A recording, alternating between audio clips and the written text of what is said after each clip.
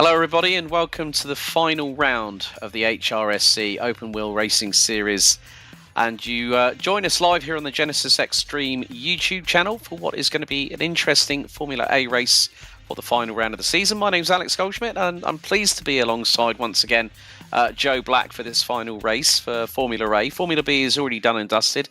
Joe, Riverside, it's going to be fast, it's going to be flowing, and we are going to have some very fast cars out there today, aren't we? Certainly are. Good pun straight in there away. Riverside, fast and flowing, and we're going to be seeing exactly that, as well as a few drivers making their bows in Formula A machinery, some of the quickest from the Formula B cars. It'll be very exciting to watch them come to blows and to watch them really try and establish themselves, because of course I think heading on to next season they might be considering a step up. Yes, well, with that in mind, let's have a look at how the calendar has panned out this season in HRSC. So for Formula A, we started on May the 3rd on East London, May 31st at Monte Carlo, then Zandvoort in late June. Early part of July, we headed to Spa-Francorchamps, then the home of British Motorsport, Silverstone, for the midway point of the season. Nürburgring was the battleground on August 23rd, then Pescara on September the 13th, Brianza 2 rounds ago on October the 11th, and then on the 1st of November, round 9 took place at Mosport in Canada. So this will be the United States Grand Prix.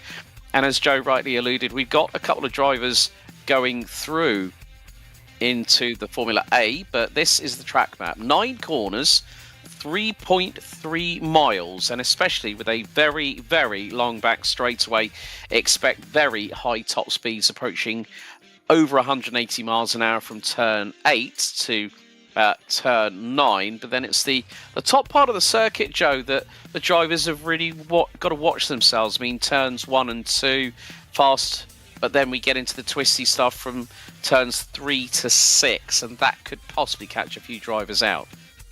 Certainly could. Mistakes will be made there more than any other part of this circuit, so they have to be aware of not just their own but others' momentum through the corners as well. If you have one mistake, that can really ruin your run, that can really ruin your entire lap. And of course, with just how interesting the first few corners are, it's going to be a lot of different approaches. Maybe somebody brakes for a corner they're not quite expecting to come at them so fast, and somebody then behind hits the back of them. You know, it can cause a domino effect. So they're going to have to be very, very aware of where everybody else is on that circuit, especially in that Sector 1. It's down that straight where they're going to be hoping to take the opportunity and actually make moves up the field as well. So there's plenty of different opportunities. It's a very well-rounded circuit, Riverside, in terms of the opportunities that they will get. And those 9 corners are, I think, whilst it might sound low, I think that's a decent amount of corners for this circuit. Yeah, I mean, we're going to have a look now at the standings, and we first of all turn our attention to the Formula A driver standings. It comes down to this final round of the season, and the battle is between Bert Knops, who leads on 50 points ahead of Nicholas Kirsten, 4 points adrift. So it's going to come down to the wire. Jene Simoncic, who has always been a very, very fast pedaler, he rounds out the top 3. and effectively is out of mathematical contention for the Formula A title this season.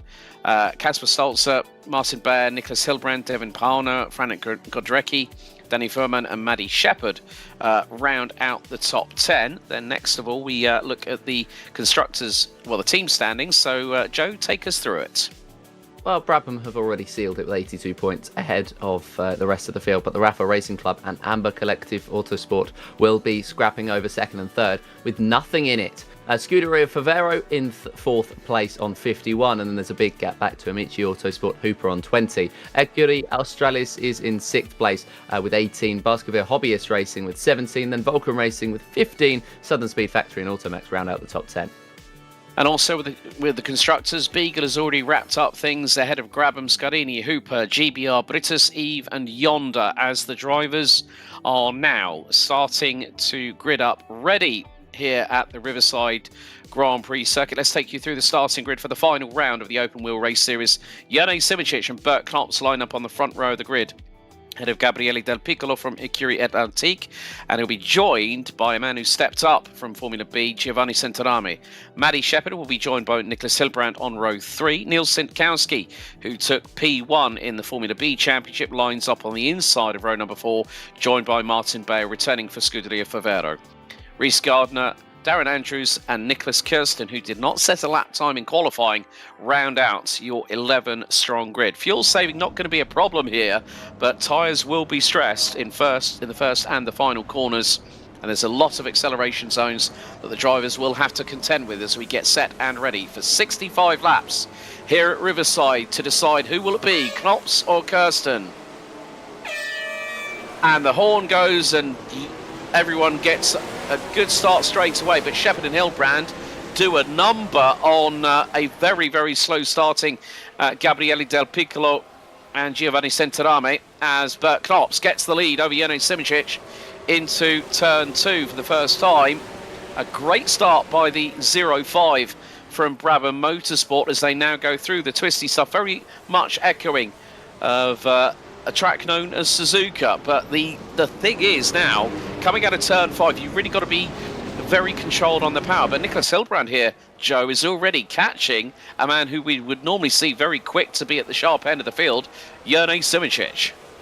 Certainly is, and he's taking the opportunity off of this start to get a very good one, all things considered. He might have a setup that is more pertained to the first sector that maybe is going to cost him down the straightaway. We will see, as he's about 3/10 back on Simicic at the start of it, what he is at the end, and it does look as though Simicic has prepared himself for straight line speed. He's been able to eke out about 0.2 of a second, but of course he's going to lose that time down in the corners, and that's going to be the opportunity for the other drivers to catch up. Nil Senkovsky on the back of Giovanni Centorami. Poor start from the two Ecurie Atlantique cars as we are going to head towards the start finish straight in just a couple of moments. Time to end our first of 65 laps. Bert Knops, very good start from him. Simicic hoping to stay within range, and at the moment, looking at the championship, it is Nicholas Kirsten. He's climbed up to 8th place after not setting a lap in qualifying, and that's not too terrible of a start for our championship contender. Well, they're going through the banked circuit, the bank part of the circuit here, as bit of a big wiggle there from Giovanni Centorami. Neil Sinkowski was right on his exhaust pipes as we now start lap number 2, and we ride on board with the number 23, the Formula B champion for 2025, the HRSC Open Wheel Race Series. So now Sinkowski taking a little bit more of the curbing, getting the back end to step out ever so slightly just to rotate it through the corners. And now they will head through up the incline through at turn 6, and then it's the short run to turn 7-8, so down the incline. And on the power, you could see that Neil Sinkowski's car stepped out to the left-hand side on the back end, so he managed to catch the slide and still propel the car forwards. He did. It's going to be something they're going to have to watch and manage throughout the course of this race. In the first few corners, they were sliding all over the place just to contend over positions. So I think it's a very slippery surface out there at Riverside at the moment, and that is what these drivers are going to have to contend with. Sinkowski now going for Centorami. Can he get through on the number 12, not quite yet, but he is getting closer and closer, and so you feel as though the opportunity is going to be very soon, as Nicholas Kirsten hopes that these two are going to fight and he can close his own gap up. It was just over a second. It's now gone down to about 7/10, so maybe these two just starting to think about each other, starting to think about the short rather than the long race itself. And at the moment they will be contending over the lower positions, the bottom half of this grid, as Gabriele De Piccolo is the first driver in the top half of the grid in 5th place, as Senkowski pulls alongside. And can he get through on Centorame? No, the exit was better out of the final corner from Centorame, as Simoncic, chasing Knops, has set the fastest lap. And also has set the fastest speed recorded around the circuit at the moment, 297 kilometers per hour, which measures 184.1 miles per hour. Senkowski, through the twisty stuff, through turns 2 to 6, really has the measure of Giovanni Centorame. As you can see, sparks flying from the underneath as they go through into turn 6. And can Senkowski this time keep it a bit more pointed in the right direction? Yes, that is the case, but a bit of a wobble as he tries to accelerate out of the corner. A bit of throttle and brake manipulation as Matty Shepherd closing in on Nicholas Hilbrand. You can see Centorame getting the Écurie Atlantique number 12 car a little bit sideways. That going through turn 7A, and then it's the run up to turn 8. So Simoncic now has pulled away from Hilbrand to the tune of about 2.5 seconds, but Matty Shepherd in the number 16 Vulcan Racing entry rounds out your top 4. Gabriele Del Piccolo in the Écurie Atlantique number 14 car is also possibly going to make that a 3-car scrap for the final position on the rostrum, but Hilbrand starting to stretch the legs on the Scuderia Favero car. Let's not forget that Nicholas Kirsten it's a bit of a situation here that I think Nicholas Hilbrand's become the bottle in the proverbial cork here, Joe, in the number 6 Scuderia Favero, as Matty Shepherd really closing in on the tight stuff here. This is through turn 9, and then it's a short blast to the start-finish straight. So Matty Shepherd really closing in as Bert Knops now responds to Jene Simoncic and puts in a 1:42.608. Shepherd with a big carrier speed through turn 1 nearly got the drag past Hilbrand. Yeah, looking very much the quicker driver at the moment is Matty Shepherd, and riding on board with the Vulcan Racing car as she chases in behind Hilbrand. Where is the opportunity going to open up? It arose in turn number 1. To close in at the very least, but it's a whole other thing to be able to get on through, as there was a little moment of an inside line for Matty Shepherd, but not enough to speak about just yet, as they still... I mean, it's for the opportunity that she wants to take is to get through and to really try and push towards Simoncic, but they are most likely going to have to do this as a team. They're most likely going to have to work together, so staying behind isn't the worst thing for now, as it might give a kick up the rear of Hilbrand to try and close in on Simoncic. The gap did come down momentarily to 2.7. It's sort of flicking in and around that 3-second mark, and well, they don't want to lose too much momentum while the racing is still fresh and while the sharpness isn't quite there for the other drivers. So it's now more than ever that they really want to knuckle down. Yeah, and we have got quite a few laps ahead of us, so it could be in somewhat processional, maybe sort of stalemate-esque, but you can see that Matty Shepherd is taking tighter lines than Nicholas Hilbrand, and she's got the inside line now through at turn 9, and here comes Gabriele Del Piccolo. Great move by Matty Shepherd to get through on Hilbrand, but who gets the exit out of the corner, out of the final turn. But that was well timed by Matty Shepherd there on Nicholas Hilbrand to get through for P3. However, Del Piccolo could have actually gotten through on Hilbrand as well at the same time. Could have, but the opportunity went begging, and will now have to make it work all over again without the help of the car ahead, without the help of the Vulcan Racing 16 to try and get through. He does have his teammate on the back of him though, so there could be an opportunity to see those two fighting together rather than fighting against each other. We'll see how the two teammates work together. Of course, they are both making their promotion, their Formula B drivers, so they're making their bows in Formula A for this season, and Del Piccolo at the moment and Centrame not doing too badly. Nils Kwiatkowski struggling, I think, with the pace early on in comparison to these two, and it's interesting to see how they all are going to adapt to this slightly different machinery. Yeah, also the fact that Centrame, Del Piccolo and Senkowski are, they were given invitational guest drives for this round, so they won't score Formula A Championship points. But look at how close Nicholas Hilbrand is to the rear of Maddie Shepherd coming down this lengthy straightaway, and then it's going to be the run into turn 1. Hilbrand to the inside. This is going to be heading into turn 9. Hilbrand to the outside. Shepherd still got the inside line and has the chutzpah to get through, but makes a mistake, goes wide and up high, and Hilbrand gets back through for 3rd position. Great exchange between the pair, but they've got to watch out. Oh! Hilbrand hit the wall, made it wobble out of the final corner, and Shepherd goes round the outside.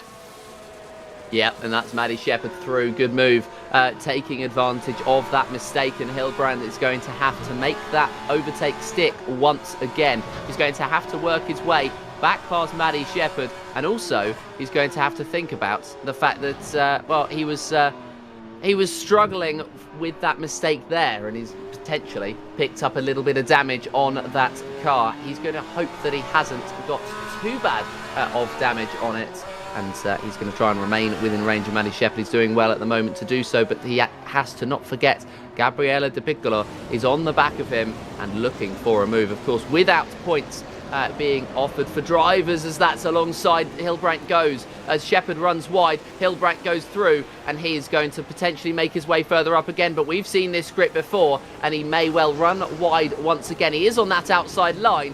Is it going to be just about too wide? He gets it turned and he throws it in, so close to contact, and I think eventually Maddie Shepherd had to yield, and that is going to cost the run of Del Piccolo, and Centrame pulls alongside and ahead of his teammate. Yeah, that was a very, very close moment as Del Piccolo swipes behind Centrame, but now gets the overspeed, and they nearly made contact, did the two Écurie Atlantique cars, as they head into this this left-hander that brings them into the very, very roundabout style turn 9 here at Riverside. Meantime, Bert Klops is in prime position to pick up the title. Oh, big wobble there from Centrame coming out of the final corner. That's going to make something pucker up rather quickly, and that allows, well, that was Centrame having that wiggle, and Del Piccolo has closed back in. Niels Senkowski, Nicholas Kirsten, Martin Bayer, Rhys Gardner and Darren Andrews are rounding out the field, but Maddie Shepherd, she's not letting Nicholas Hilbrand go by any stretch of the imagination. They come out of turn number 6, down the hill they go. Shepherd trying to apply the power early as Del Piccolo is a big old wobble. Left rear tyre hits the sand out of turn 6, and Hilbrand completely sideways, and he's off the circuit. Oh, dearie, dearie me. Nicholas Hilbrand has just gone from hero to 0 through turn 7A, when carried way too much speed. The back end let go, put him on the sand, and that was it. Centrame and Del Piccolo got through as well. It's ultimately a shame for Hilbrand, who's showing that he is very quick, but also very mistake prone around Riverside, and he's going to have to knuckle down, get his head screwed on right, and try to reclaim that the couple of positions that he lost, which I think is going to be relatively easy for him pace-wise, but again, needs to avoid those mistakes, needs to just block them out of his mind, which is so incredibly difficult to do. So pace-wise, easy. Everything else, not so much. He has had a whole season in this machinery, which is going to allow him the advantage over the cars that are currently ahead of him, which are, of course, the two Formula B regular drivers. But What he doesn't have is the confidence. They've got confidence in the pace of that car, and Hilbrand at the moment is not confident in his own ability, I'd imagine, to keep it in a straight line. This is a man very, very confident, though, and looking to take that championship. He is 1.4 ahead of Jurnej Simoncic. These two have eked out that gap over the rest of the field massively, as that's a yellow flag out in Sector 3. Not sure what that one is for. That is going to be for Rhys Gardiner, who, well, he's had a problem into pit lane now. The number 22, Ecurie Australis, will be disappointed with that one. Yeah, and his teammate for this round, Neil Senkowski, now closing in on Nicholas Hilbrand. Brief flash of a Sector 1 yellow flag, which has quickly retracted. So at the moment, we are getting towards the halfway points of lap 9 out of 65. Bert Knops leads Jurnej Simoncic by 1.4 seconds. Then Manny Shepherd for the Vulcan Racing Club rounds out your top 3. Replay coming up. So this is what happened to Rhys Gardiner. He smacked the wall, and then it's through the cones and exit stage right. Well, Rhys Gardiner is going to be smarting after that one. Rhys doesn't always have the best of luck in the open wheel race series, but meantime, Gabriele Del Piccolo right on the rear of Ecurie Atlantique teammate Giovanni Centorame as they go through into turn 9. And Jurnej Simoncic has taken about 0.3 of a second out of Bert Knops, so the gap is down to 1.3 seconds. New fastest lap by Simoncic, 1:42.584 as Neil Senkowski gets the run here on Nicholas Hilbrand on the run to turn 2, and the number 6 from Scuderia Favero keeps the Ecurie Australis number 23 at bay as they go through this very, very high speed section, all straight lined by Hilbrand, and Neil Senkowski says thank you very much.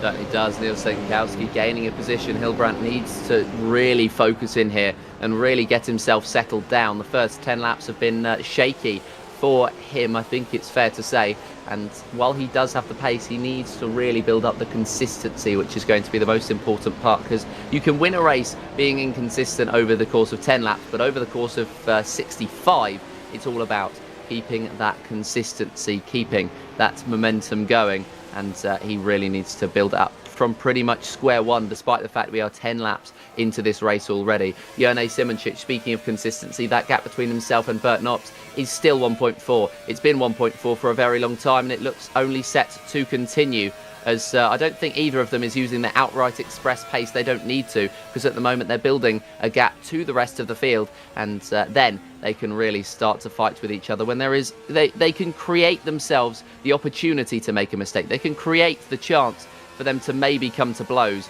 because they can just eke out that gap. Say it's exactly what it is at the moment, which is 8.9 to Maddie Shepherd. If there is a mistake made, if Jurnej Simoncic has a huge slide that loses him 5 seconds, he's still in that lead. And so for these two, because of how long this race is, it makes sense for them to just attempt at the moment, at the very least, to keep building up that momentum, building up that repertoire with each other, and building up that gap to Shepherd, and then later in this race they can start to fight it. Yeah, and Bert Knops has got to cross every T, dot every I, not put a foot wrong, because he is in that prime position at this moment in time. And coming into this round, it was 4 points. Well, it's going to be a bigger margin if it stays like it is right now, as we are on lap 10 out of 65. So 55 laps to go, including this one. And Bert Knops opening up that gap again between himself and Jurnej Simoncic. Simoncic was fractionally quicker by about the best part of just over half a tenth of a second in the opening sector out of 3. But Bert Knops and the Brabham Motorsport car starts once again to stretch the legs on the number 5. And again, just seeing how fast these cars are going. The top speed still recorded by Jurnej Simoncic. Gabriele Del Piccolo in 5th place, 296 kilometres now, so that's 183 miles an hour plus change for that man there. And then looking at it, Centorame 295, Maddie Shepherd 293, Hilbrand's top speed recorded 291. Nicholas Kirsten, who is now closing in on the Scuderia Favero number 6 car, who, let's not forget, did not go out for qualifying, didn't even set a lap time, but is gaining ground on Nicholas Hilbrand. And, well, Nicholas Kirsten is the Amber Collective Autosport meets in a Scuderia Favero sandwich at the moment, because Nicholas Hilbrand's wingman, Martin Bayer, is about half a second away from him. Certainly is, and well, I think we'll be seeing a lot of teammates working together. There's not many on this circuit, but you've got the two Écurie Atlantique drivers who are, of course, filling in today, and Scuderia Favero and Écurie Australis are the three teams that we are seeing. So whilst a couple of them, so for example the Écurie Australis team, aren't going to be together on the circuit, you will be seeing the likes of the Scuderia Favero drivers working together as much as they can. We've seen a lot of teamwork coming out, in particular from the Écurie Atlantique drivers, where they've been pretty much locked in arms for this whole race, and they've done exactly that still as they try to build up that gap. This is Nicholas Kirsten, who needs to fight his way through the field. I think it's fair to say, without doing qualifying, very much puts you on the back foot. Completely agreed there, Joe, and the way things stand, Bert Knops at the moment, 6th, so in terms of virtual updated championship standings without using a pen and paper, Nicholas Kirsten 1 point, Bert Knops has 11, so that puts it 61 to 47. So what Nicholas Kirsten is probably hoping for is a little bit of a miracle, reference Bert Knops. But, oh, well, that was Maddie Shepherd having a bit of a drama, going wide through turn number 9, and that has allowed Centerami and Del Piccolo to go up into 3rd and 4th position respectively.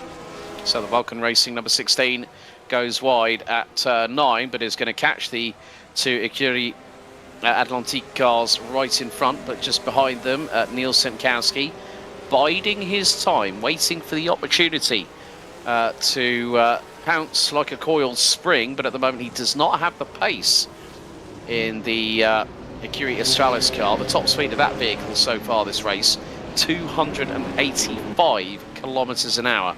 So when you consider Centerami and Del Piccolo, they're 7 to 8 kilometres an hour faster in a straight line, and especially when you get that toe. So it's now going to become possibly a quartet as Del Piccolo looking to the inside of Centerami, and has just got through. That was a nice little move there, through at turn 7A by the number 14 as they go through now into turn 9 and, well, turn 8, my apologies there, and Senkowski is right there with Maddie Shepherd. So this has become a 4-horse race, but there's a yellow out in sector 2.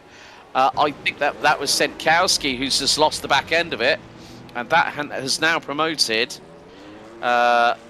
Nicholas Kirsten up to P7. So now that makes it 61 plays 48. I mean, effectively, what Nicholas Kirsten needs is, I'm just looking at it from this perspective, if he wins this race, he needs he needs Bert Knops. Oh, and there's a contact with the wall. Giovanni Centerame slapping both sidewalls on the outside of the exit coming out of turn number 9. So Knops needs, well, it's effectively Kirsten needs to win, Knops needs to finish P3 or lower. And he was looking on the back foot. We're going to get the opportunity to have a look at a replay. We'll see what this is going to be of. Maybe it's going to be Maddie Shepherd fighting away, but no, it's going to be the mistake that we saw from Neil Senkowski. So he was just chasing in behind the pack. And is this just maybe a bit of contact? No, very wide, and just when you dip a wheel onto the gravel like that and you try to accelerate, it's never going to go well for you. Yeah, right, okay. Just had an update, thanks to Steph Hermans from behind the scenes. Tyre update for Nico and Maddie. They are already both struggling with tyre degradation. Oh, well, that is why we've seen a few moments, and it seems like with some of these teams that they are struggling with their tyres now. So Maddie Shepherd, Nicholas Hilbrand, who both run currently 4th and 6th respectively, As now, Jerne Simicic in the meantime has closed that gap on Bert Knops, whose tyres might be dropping off a little bit here.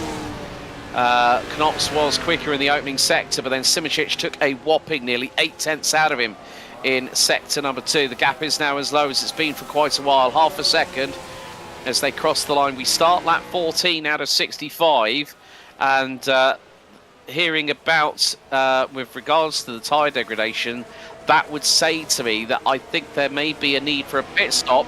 Centerame goes through on Maddie Shepherd. That is for P4. And there was a little bit of a touch between the pair as well. So a little bit of rubbings racing, but Formula A is a non-contact sport, they say. It's a very common phrase, Formula A is a non-contact sport.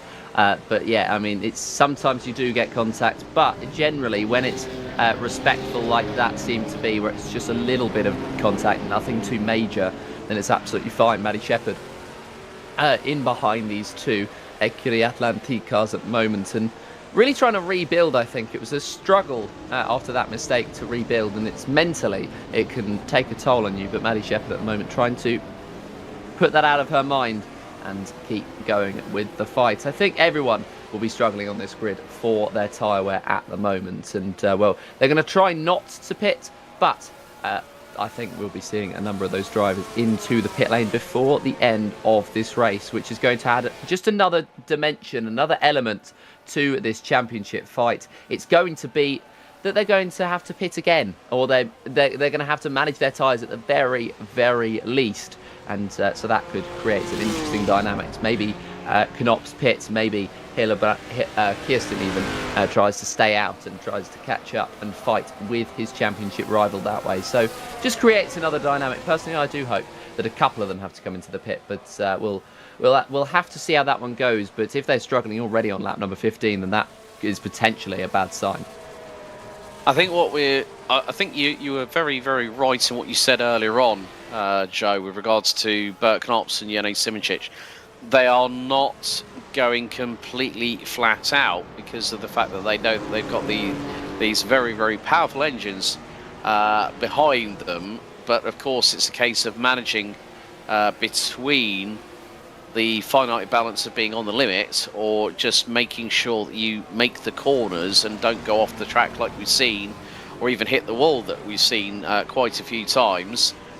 But still, after lap 15 out of 65, we have still all 11 runners and riders still out on the circuit here at the Riverside facility, as Jerne Simicic deciding maybe to stay out of the dirty air somewhat of Bert Knops. But if he gets the sniff of an opportunity, we know Jerne Simicic will not need a second invitation at all.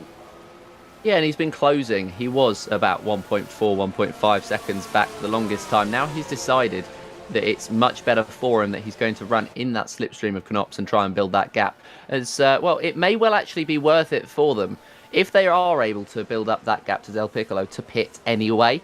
Because, you know, when you've just got no pressure on them, not sure how long they're going to be taking in a pit stop, but I think it's going to be something that will play on their mind, especially if one of them starts to fight with the other, then it could really just start to throw things out of proportion, throw things very interestingly between these two and in this whole race in general. Because if one mistake is made, you know, they go off the circuit, and if it's a big mistake, then we could be seeing them start to fall back into the pack. And big wobbly. Nicholas Kirsten is going to get through on Nicholas Hillebrand, and well, it was potentially a little bit of a struggle to get through, but in the end he was able to put the power down nicely and hold on to 6th place. Well, whereas Hillebrand had the opposite of being able to hold on, it looked like he was about to lose it into the wall again. So it's just that case. We've still got another 50 laps to go, including this one, of this last race of the HRSC OWRS for 2025 for this particular season. So Hillebrand, he's trying to do what he can. He's got to just coax that vehicle round the circuit, and he's got his wingman and teammate Martin Bayer from Scuderia Favero in the number 7 car, not that far behind him. But it is that case of so just found out, big thanks to Steph Hermans, it's going to be about a minute if they decide to do a tyre stop, and that is from going into pit lane and then leaving pit lane as well. So It is going to be that case of how far can the pair of Knops and Simoncic expand that gap. Well, over Del Piccolo, after the opening 15 and a half laps, it's nearly 15 seconds. You can see that Simoncic just gently putting the steering input in as they go through turn 9 and now complete lap number 17, and the gap between them is around about 4 to 5 tenths of a second at best. So they're not pushing. If they were pushing, you would see these cars dancing a samba round here at Riverside, no pun intended. Certainly would be seeing that, and that we're certainly not. Simoncic very much managing in behind Knops, and Knops in himself managing his own tyres. They're avoiding the gravel like the plague, and a lot of the curbs too. Especially at this point, you can start to use them, but towards the end, you very much can't. When it starts to get a bit dicey towards the end of this race, but we will see how those tyres are going to stack up. Of course, that is going to be the most interesting debate, I think, of the race as a whole. There will be little squabbles, little debates in the race itself, but if you look at the overarching performance and the overarching debate to have, it will be that, as we have our first car already lapped. That will be Rhys Gardner, who unfortunately has had problems, and it's going to be Darren Andrews, who they're starting to get down to. They're about 20 seconds off him, and with the pace that they're demonstrating at the moment, they'll be catching him in about, if I can do my maths correctly, in about 6 or 7 laps time, something like that, maybe more like 7 or 8, but they're doing a pretty good job at the moment to keep that momentum going. Nicholas Hillebrand trying to build up his momentum for the first time in this race, and it just feels as though every time he makes a mistake he has to start from square one. He's got Martin Bayer in behind him, as you mentioned, and that will help him, knowing that Bayer's not necessarily going to attack his own teammate. Instead, what he can do is just give him a little gentle nudge along and keep him trying to stay within range of Nicholas Kirsten, trying to not drop his momentum and his mentality too much. Yeah, and one of the big things is that these two, despite being teammates, are level on points on 24 apiece. Hillebrand currently 5th in the series. Hillebrand is 6th, but equal on points. Bayer is also on 24 as well, but has done less races. This is his 5th. He's done 50% of the campaign, whereas Nicholas Hillebrand has he's done five races, 6 including this one. So at this point, with regards to the points between them, Nicholas Hillebrand, that'll be 26 points. Martin Bayer in 8th, that'll be 25 points. Now, Nicholas Kirsten at the moment is currently P6, and that puts him on 49 points.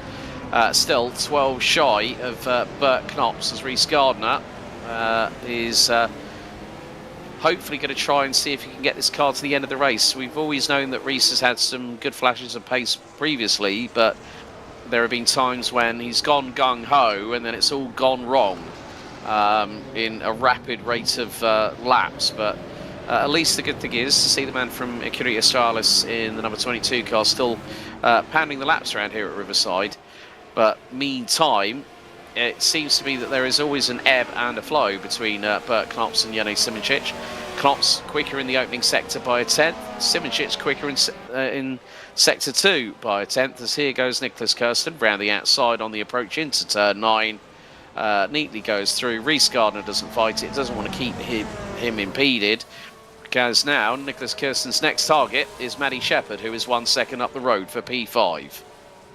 Yes, certainly is Maddie Shepherd, who is in her own right a very quick driver, so it's not exactly like it's going to be a simple task to be able to catch up to Shepherd, but she has dropped off the back of the two Italians quite quickly over the last couple of laps, so maybe they are suffering from the degradation in a similar fashion, so it could be a good fight to watch and a good gap to watch at this point in time, as there's only a couple of drivers within a second of one another, and the two main ones are going to be those two leaders, Knops and Simoncic, 7/10 splitting the two, and they've both gone for very different approaches in this race, strategy-wise and setup-wise. So it'll be interesting to watch towards the end of the race how their dynamic plays out. Do they work together as a team? Do they sort of do their own thing? Simoncic has been very patient at the moment. At the moment, it's looking like they are doing their own thing, as what has happened here. It's going to be getting closer down the main straight. We just had a moment of having a look. I thought we might have had one of the drivers round in the foreground, which is why we stayed on the camera, but no, we did not indeed. But we will potentially be seeing an overtake. Jurne Simoncic on the inside line, and that is a comprehensive move. Bert Knopf's not giving up too much of a fight because of the overspeed of Simoncic. Yeah, who at one point recorded 300 kilometres an hour, 186 miles an hour, top speed round here at Riverside. But look at Bert Knops, he's got the overspeed now, and this might give him the opportunity. That's 230 kilometres an hour as they now go through up the incline, 240, down the gearbox into third gear, off of turn 2, and then, you know, throttle control very paramount here. There'll be acceleration, then there'll be lifts off, then there'll be acceleration, then lift off again. No need for applying the brakes, but now into turn 6, and it could be the back stretch coming out of turn 8 where Bert Knops might have the speed advantage. You can just see how hard he's wrestling to keep that car in a straight line into turn 7A. So Bert Knops using a little bit of a wider line, whereas Simoncic tight to the apex, and now blasting out of the corner up another slight uphill climb here at Riverside, and then a little bit of an air trip for the pair of them as they now will head through out of turn 8, and then it's this long run, and this is where we're going to see on board with Bert Knops how quickly he's going to close in on Jurne Simoncic as he buries the throttle hard. Third gear. And Simoncic, it seems to have a little bit more of the legs as he pulls away. He is so much quicker in a straight line. Bert Knops might have to resign himself to the fact we are nearly at half race distance. Well, not half race distance, nearly 1/3 of the distance here. So lap 21 out of 65 currently underway. Through turn 9, the adverse camber bank to the inside right, and Bert Knops, you can see that the Brabham Motorsport car, the back end, was trying to step out as he came out of turn 9, then waited until the last moment to go on the power into third gear, into turn 2 and 3, now into 4. Simoncic using a little bit of the sand to shortcut the circuit ever so slightly, but to reduce the amount of distance he needs to navigate around this 3.3 mile circuit. As now out of turn 6, down the hill they go, and now you're going to see as Gabriele Del Piccolo has just come into pit lane just a moment ago, as Bert Knops in the Brabham Motorsport number 5 car, right all over the back exhaust, the rear exhaust of Jurne Simoncic, and you can see that the Rafa Racing Club car is a lot more stable when applying the power, whereas the Brabham seems to be a little bit more twitchy on that rear end. Certainly seems so for the Brabham, for Bert Knops, who cannot quite find the opportunity just yet to get the run on Jurne Simoncic, and he's really struggling to pull alongside or ahead. I mean, the maximum kilometers per hour that we've seen them do, the quickest that we've seen both of these cars do, well, there's a 15 kilometer per hour difference, which might not seem like much when you're going at 300 kilometers an hour like Jurne Simoncic's, but that's so big, because that's not just the fastest that those drivers have gone all race, that is the pace that they have every single lap, demonstrated in one small statistic. And in fact, it is the slowest Bert Knops of the entire grid. He and Nils Senkovsky are the two drivers who are basically narrow on points, and they are completely equal on points in terms of the max kilometers per hour, as we're going to get information that unfortunately Nicholas Hillebrand is going to retire from the race because he has an injury. He was trying to carry through this race with an ankle issue, but he may well be retiring from this one. He'll keep you updated if he does weirdly retire. That is why he does dive in. That's going to be the end of Nicholas Hillebrand. That's unfortunate because he had pace. That might explain a couple of the mistakes, as he's just trying to drive through pain, and you know that you're not always at your 100%, and that is unfortunate there, because he was decently quick. And there we go, the DNF confirmed. Well, Gabriele Del Piccolo has been in the pits for over 2 minutes, so I would say that there is damage on that car. that's probably why that's happened, or something else has transpired. But Bert Knops, again, just keeping Jene Simoncic very, very honest. But what we saw in the straight line exchanges between these two cars, that Jene Simoncic had a 11 to 12 kilometre an hour advantage, which is around about 8 miles an hour. And there you see it again, 274, 280, and as soon as Simoncic gets like 295 kilometres an hour, it's like a 10 kph difference, which is about 6 miles an hour. And again, in the twisty stuff, Bert Knops is able to look at how much speed he's carrying through turn 9 to try and get the overspeed out of the final corner. But again, Simoncic goes to the right-hand side of the start-finish straight, and then into the short run into turn 1, and he's really rattling Bert Knops's cage. But that's a real shame for Nico Hilbrand. You know what? I know he's actually waiting in the and it's a left ankle injury, so that's why it was unable to. Let's bring Nico in if we can. Nico, a real shame, buddy. You tried to pedal as hard as you could, and obviously the left ankle wasn't wanting to play ball. Yeah, I had the injury like right after Mosport. Hoped that I would be ready for this race. First couple of rounds it went okay, but yeah, it's not feasible. I'm not going to completely destroy my left leg to keep driving unsafely around here. Like, it's not fair to the others, and it's not fair to my body. No, but still, credit where credit is due, Nico, to still give it a go, nevertheless. I mean, it's a fast circuit here at Riverside anyway, so a bit of flat-out racing action to conclude this season of the OWRS for HRSC. Not a bad place to finish it. Yeah, I mean, the interest unfortunately dropped off over the end, so we're going to be trying, some shorter term stuff again. I'm still very thankful to everyone who, came out to the races every weekend, or, tried to make it close to every weekend. And all of them who took part, so very thankful for them. Very thankful to you guys, of course, making a broadcast every single time for a fantastic quality broadcast as well. And, then also to, of course, everyone that was watching just out of pure interest and stuff. Well, Nico, we'll let you get back to resting that ankle up, so don't forget elevate and compression as well, my good friend. Yeah, thank you very much. Have a good one, guys. Thank you, Nico. Well, Nicholas Hilbrand there for Scuderia Favero, retiring after sustaining a left ankle injury after Mosport. Decided to tough it out, but meantime, updates on the field. Well, Gabriele Del Piccolo, I think, has now rejoined.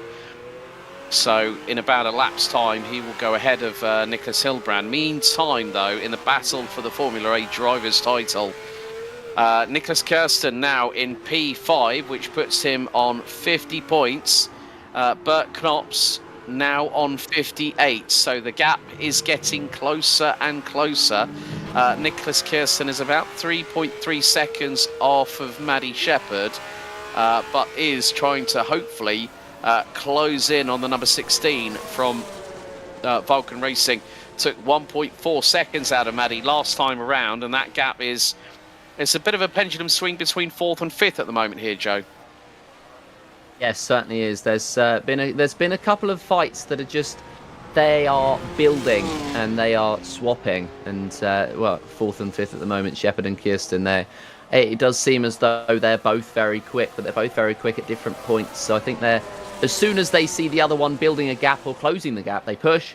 And then as soon as they feel comfortable in the gap that they've got, then they stop pushing again. And that's been the way that it seems to go. Bert Knops he's in behind Jene Simoncic now. And it's looking like Simoncic is the quicker driver because, well, he is eking out that gap to Bert Knops by a decent amount every lap. Knops does bring it back in, but it does appear as though Simoncic does hold that lead comfortably. at this point in time. But yeah, 25 through on 65 laps now. And Del Piccolo does make his way past Hildebrand and into the top 10 as, well, this is the fight for that lead. Knops right on the back now and seeking an opportunity. Can he take it down into the next couple of corners? Well, he's in a very good position to do so. Yeah, also in a good position to attack is Maddie Shepherd. She's started to come fighting back again as Gabriele. Oh, but Knops nearly rear-ended Jerne Simoncic there, had to back out of it. Meantime, Gabriele Del Piccolo, who I would imagine has probably put a new set of tyres on that car, 142.010 by the number 14 from Écurie Atlantique. And he is a lap down off of Reece Gardner, who had the biggest moment of the day so far early doors in this race. But still, Nicholas Kirsten is closing in. Maddie Shepherd has just lost a second to Giovanni Centorame, and now Nicholas Kirsten again is trying to close that gap back, but even he's losing time. So the pendulum swing once again. Bert Knops got very, very close to the outside wall as we've got 40 laps to go, including this one. Knops very close to the exit wall out of turn number 9 whilst trying to keep pace with Jerne Simoncic. The last laps from the drivers, Bert Knops 1:43.4, Simoncic 1:43.8, so about 4/10 is the differential. And this might be helping Bert Knops a bit here, Joe, because it's keeping him within striking distance of Simoncic. It certainly is, and yeah, he's doing very well to remain within range of Simoncic, as both of them going so much quicker than the rest of this field.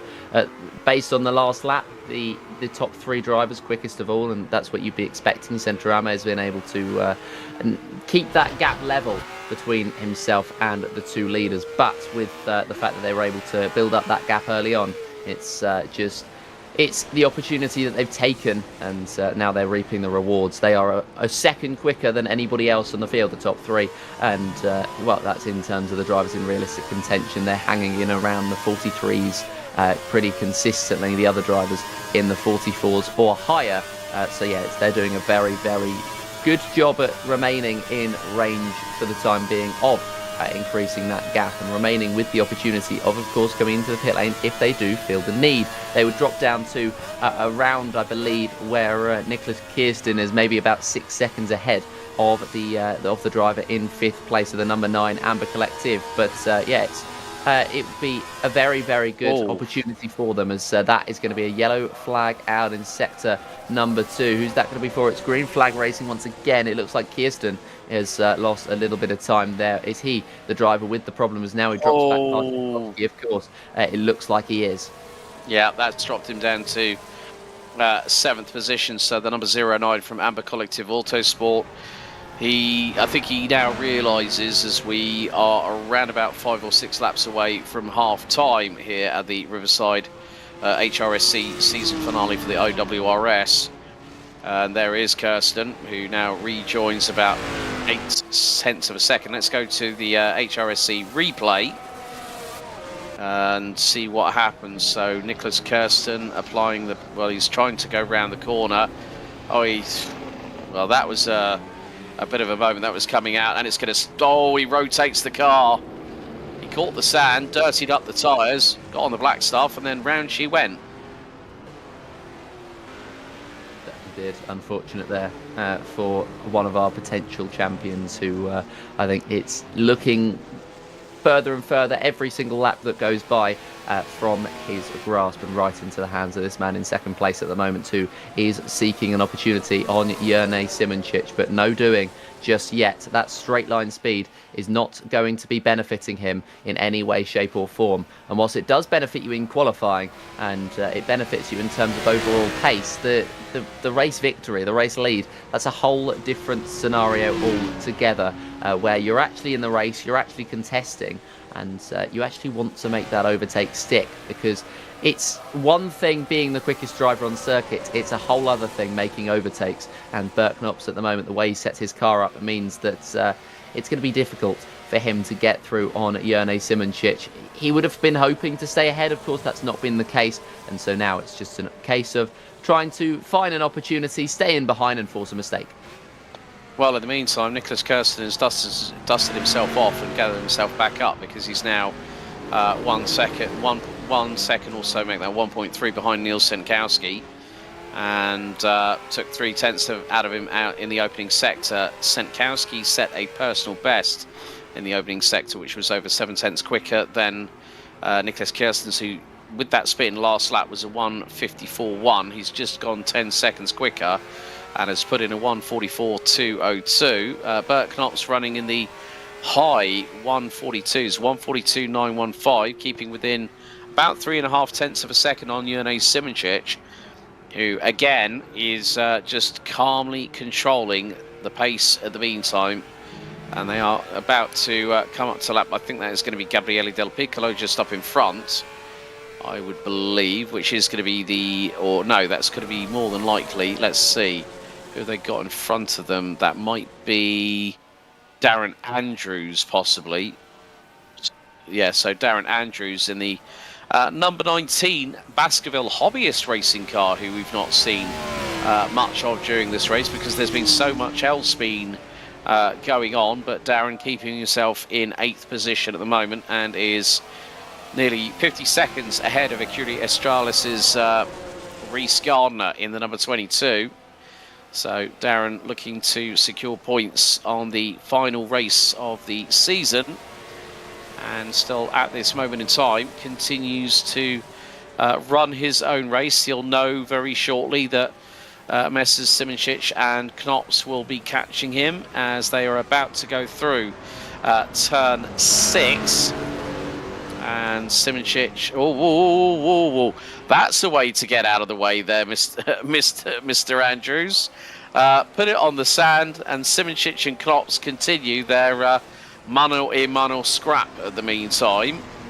And Knops is edging ever closer, but as soon as we go to a bit of straight line tarmac, then Simoncic drops the hammer, and you can hear the revs from Bert Knops trying to catch him down, but a wobble there from Simoncic, and Knops trying to keep it on the black stuff. Simoncic nearly opens the door here, but then quickly closes it shut as they now will come down the back straightaway.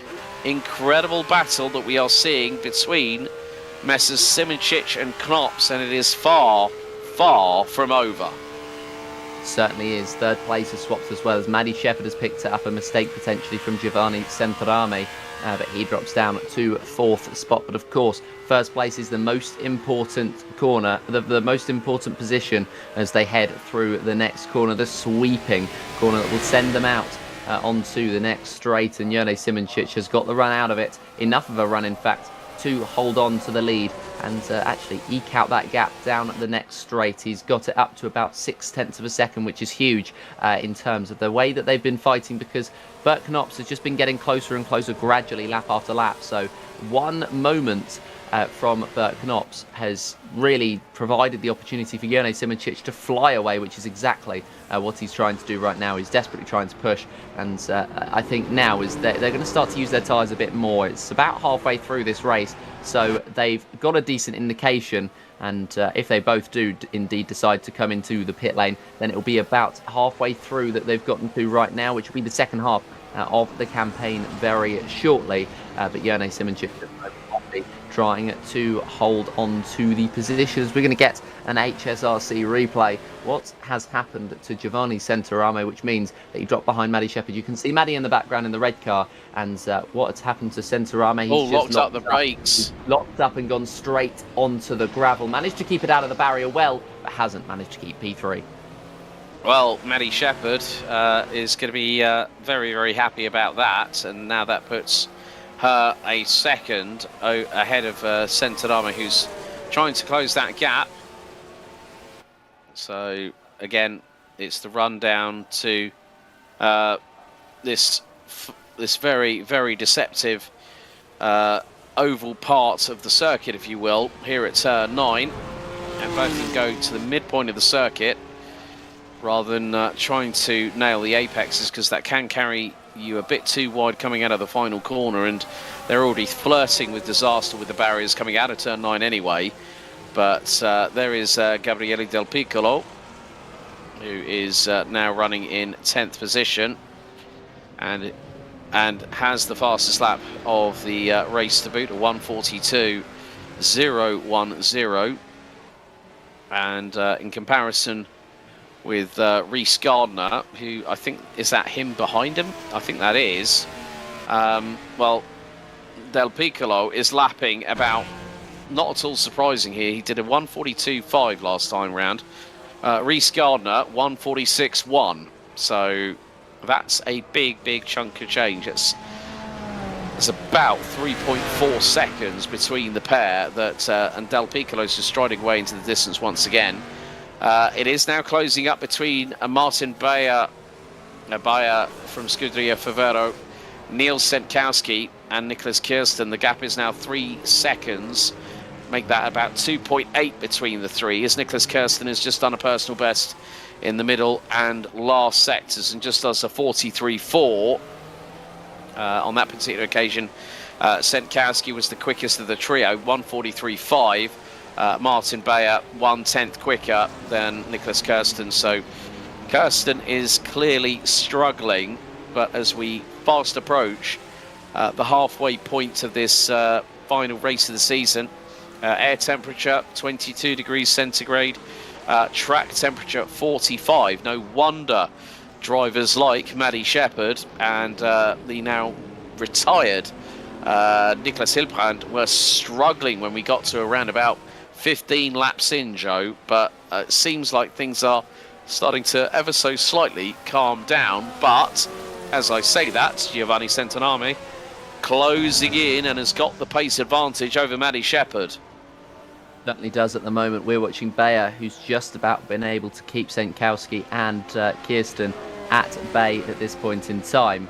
But we will see whether he's able to do that for very much longer. Giovanni Centorame on the back of Maddie Shepherd, much quicker. I think he can say, as he was about 5/10 quicker on the previous lap time. But being the quickest, and well, I mentioned this before, being the quickest and being ahead are two completely different things. And racecraft is a whole other thing to just simply being quick. He has a little nose up the inside, but that does end up with him on the gravel and ruining his momentum out of the next corner, which means that he won't be pulling ahead of Maddie Shepherd for the time being. But there are still opportunities to be found. Is there going to be an opportunity around the final couple of corners on the racetrack before they will tick over? We will wait and see. There's about 5/10 splitting the two. Centorame 5/10 quicker over the previous lap time. So we know he's got the pace to do so. He just needs to create the opportunity. And I think he's going to be going a little bit slower just so he can get through nice and cleanly without losing too much time in himself, as that's Maddie Shepherd wide.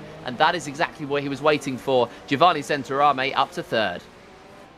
Yeah, it was just a case of biding your time, waiting for the opportunity, and then striking whilst the iron was hot, so to speak.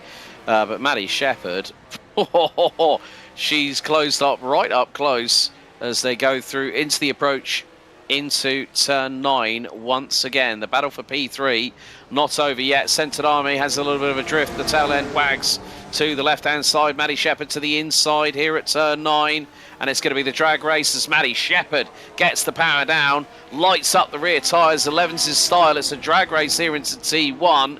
And Centonami holds on to that position for the moment. But Shepherd's going to look possibly to the inside into turn 2. There's no room in the in there, I'm afraid, for the Vulcan Racing number 16. But what a great battle we've got as we are halfway through this 65-lap encounter here at Riverside. Yeah, we certainly are. Maddie Shepherd chasing in, and as the battle for the race lead dies off, the battle for the final spot on the podium really starts to heat up, and that's exactly what we're seeing here. Maddie Shepherd right on the back. Is she going to be able to take any opportunity? It was created on the last lap by Giovanni Centorame as soon as I said it, so Maddie is going to be hoping for exactly the same thing, but no such doing just yet on the back of the black car in front of the Écurie Atlantique, yellow in sector 1, as that's going to be Reece Gardner. Well, I mean, whilst he's been able to recover in this race and do a decent job, he won't be recovering from that one. And that's an instant DNF on the spot. Oh, a little bit of a rub between Shepherd and Centonami. Shepherd goes wide, and that means Maddie loses a lot of time to Giovanni at that point. So, 2 retirements. Reece Gardner, with 3 wheels on the wagon of the Ecurie Australis, retires on lap 33 out of 65. And we are about to hit 31 laps to go very shortly, as Jene Simoncic now has started to stretch that lead over Bert Knops. It now is 1.6 seconds and climbing at points, but in the braking zone, as let's have a look at the replay for Reece Gardner in the number 22 from Ecurie Australis, and this is going to be on the way through. That is very, very unusual. The car instantly steered right, so whether he's had an issue, software or hardware related, whether it's a disconnect or the steering wheel decided, no, you're not going left, you're going right, and here's your roller coaster ride to boot. Yes, it certainly was, and that was a dramatic way to DNF and end off the season for Reece Gardner. It's unfortunate.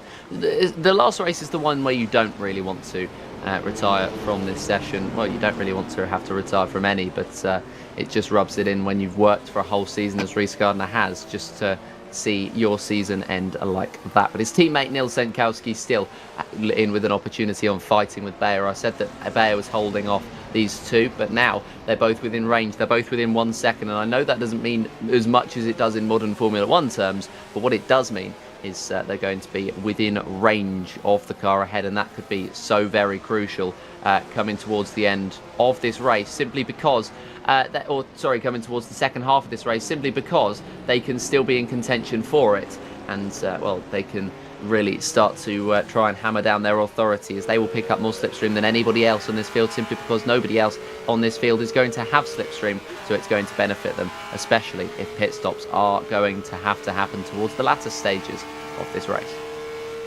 Yeah, and as they say, the proof is in the pudding, but at the moment no one's decided to have any. No one's decided to have their afternoon tea and cakes, let's put it that way. But Martin Bayer has got Nils Senkowski waiting to try and get through on him. Senkowski might have a good run here in the number 23 Ecurie Australis. They go across the line, as we are now on lap 35 out of 65. So after this, just shy of around about 100 miles of racing. The total race distance from start to finish is around about 214.5 miles of this 3.3 mile circuit. But Senkowski again just trying to do what he can. Here comes Nicholas Kirsten, and Kirsten, whilst these two up front have been interlocked, intertwined into battle, it is now the case that Kirsten could get the opportunity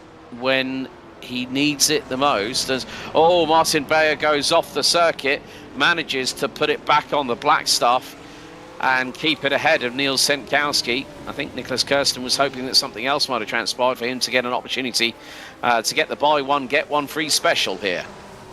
Yeah, I think he was, and Martin Bayer able to hold on to the position despite that mistake.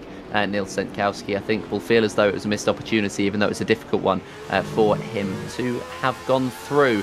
Nicholas Kirsten hoping that they both are going to have some sort of mistake of some sort, so he doesn't need to make his way through. But of course, it's not ever going to be that easy.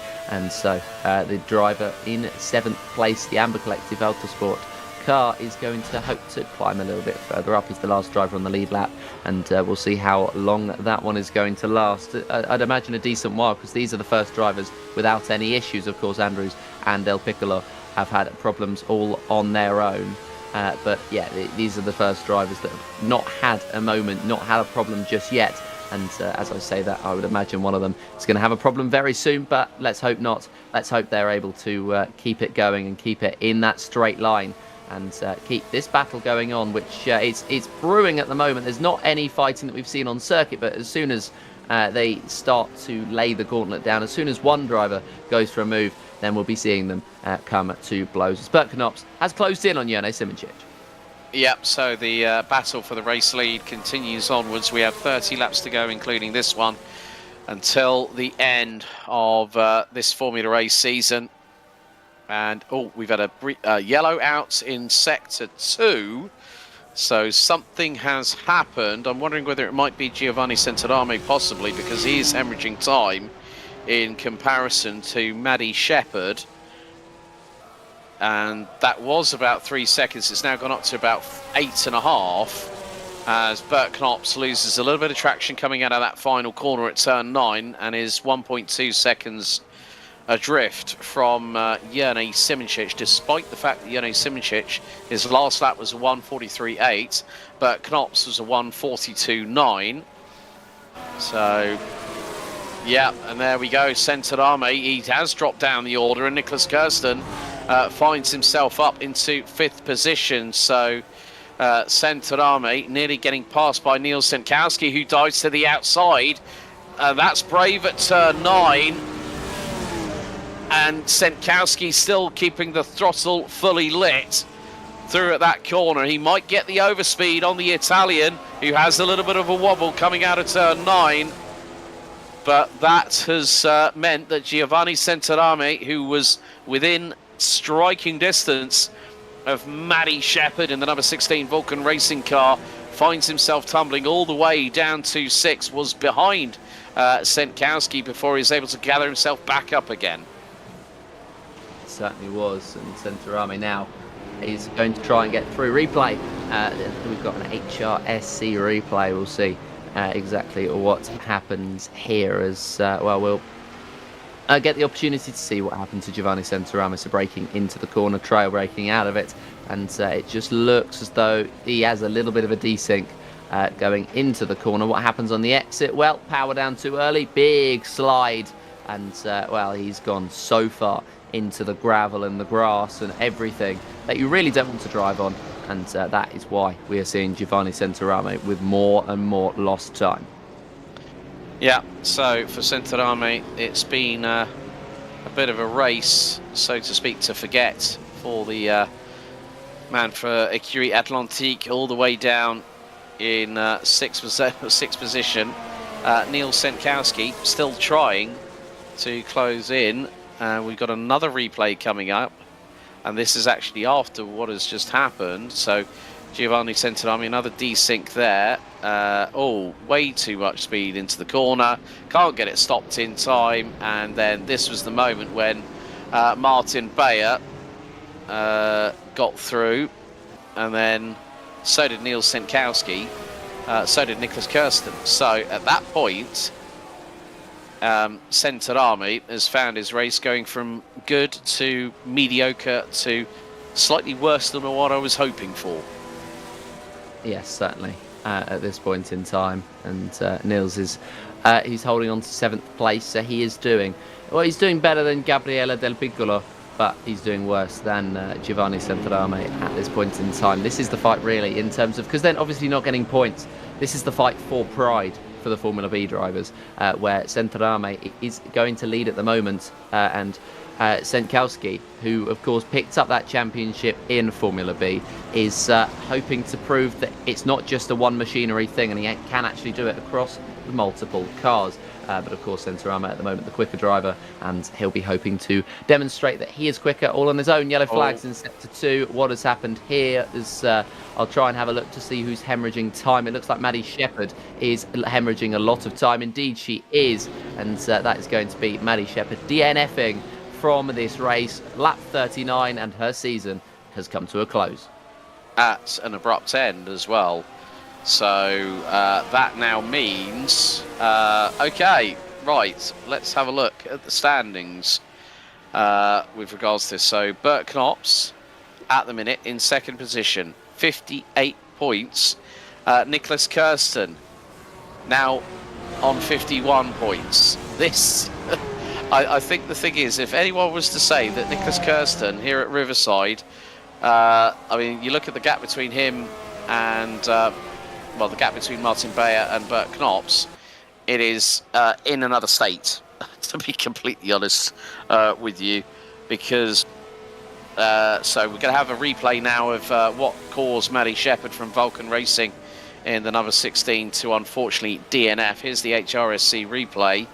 So it is going to be the case of what's happened here. So Maddie goes through the corner, rotates it around, and the back end slides, and it's off into the barriers, and the left front wheel is off the wagon. And I think, Joe, you might have just been able to catch up with her. Certainly. I mean, Maddie, it was a very, very good pace, but an unfortunate end. How would you sum up that race? It was pretty fun, yeah. Battles in the last race, so it's just kind of, I've not really had that all season, so it's good to sort of end at a high but a low at the same time. It's just I was in the wrong gear and then locked up, and that was it. And as soon as I was going towards the barrier, I knew it was going to come, so I was like, yep, accepting my fate.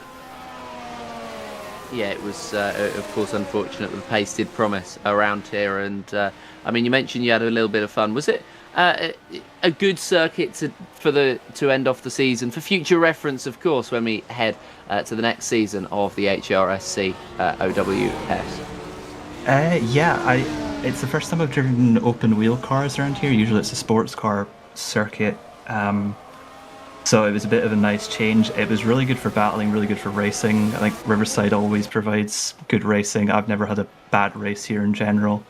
Don't know the next time I'll be trying in F1 cars here, because like you do, once you get into the 70s, 80s, it is a bit quick for that. But I think it should definitely be included in the future.